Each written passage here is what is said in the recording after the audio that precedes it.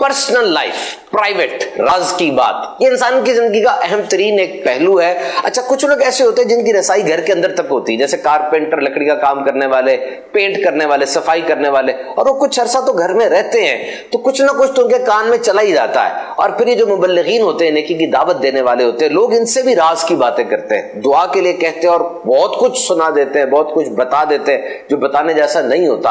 अब जो बता रहा है उसकी नीयत तो कभी कभार ऐसी है कि जी मैं बताऊंगा और हजरत सुनेंगे तो बहुत फायदा मुझे हो जाएगा।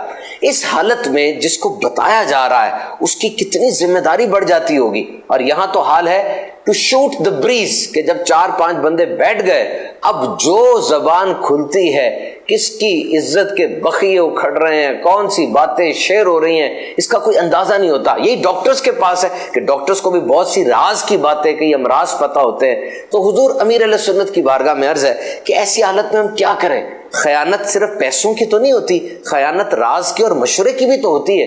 हुजूर ऐसी हालत में हमारा रवैया क्या होना चाहिए, ये इरशाद फरमा दीजिए। सुभान अल्लाह, सुभान अल्लाह। बड़ा पुरमग़ज़ सवाल है कि वाकई यानी कि लोग सिर्फ बोले बता रहे होते हैं, फिर खाली जिसको बता रहे हैं इसकी भी परवाह नहीं होती कि अतराफ में भी लोग सुन रहे होते हैं।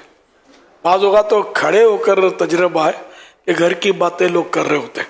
अब खुसूसी मदनी मुज़ाकरा और फिर मदनी मुज़ाकरे भी होते हैं ना, उसमें भी फिर मैं समझाता रहता हूँ। तो ये बिल्कुल यानी कि वो अच्छी बात है। तो अगर राज की बात किसी को बतानी ज़रूरी है, अव्वल तो ज़रूरी होता नहीं है। अगर दुआ का कहना है किसी को, मतलब जैसे कि इमाम साहब को या मौलाना साहब को, लोग उलमा को दुआ के लिए अर्ज़ करते हैं, तो उसमें भी ये ज़रूरी नहीं है ना कि आप वो सारी अपनी पोल खोल दें उसके सामने। ये भी तो कह सकते हैं कि कुछ मसला है, दुआ फरमा दीजिए कि मेरा मसला हल हो जाए। तो जिस खुदा से दुआ करवानी है उसको तो पता है आपका मसला। अगर किसी हजरत को पता ना भी चले तो हरज तो नहीं है। तो आप इन हजरत का भरोसा क्या जिनको हम समझते हैं कि ये पता नहीं कि हर हजरत पेट के मजबूत हो, ये जरूरत तो नहीं है ना। या आप जिसको वाकई राज भी है, आप जिसको राज समझते हैं, और हजरत इतने भोले भाले हो कि वो दूसरों के सामने ये उगल दे और ये समझे कि इसमें कोई हर्ज नहीं है, ये यानी हर सूरत मुमकिन है। तो इसलिए क्या मतलब किसी को दुआ के लिए कहने में तो अंडरस्टूड है कि उसको अपने कमजोरियां बताने की कोई जरूरत ही नहीं है। राह मतलब एक डॉक्टर, अब डॉक्टर तो रहनी दवा है, और डॉक्टर ज़ाहिर है जिस तरह अल्लाह पाक सब हमारा जानता है हाल, कि वो खाली दुआ का कह दिया तो उसको पता है कि मतलब क्या ये दुआ करवाना चाहते हैं। लोग नेक बंदों के जरिए दुआ करवाते हैं, अच्छी बात है, तो करवानी चाहिए, लेकिन राज हत्तल इम्कान उनको ना बताया जाए। और डॉक्टर को तो बतानी पड़ेंगी बास कमजोरियां कि जिसकी वजह से वो आपको दवा दे सकेगा, वरना आप उसके साथ मुबम बात करेंगे तो फिर वो इलाज प्रॉपर हो नहीं सकेगा।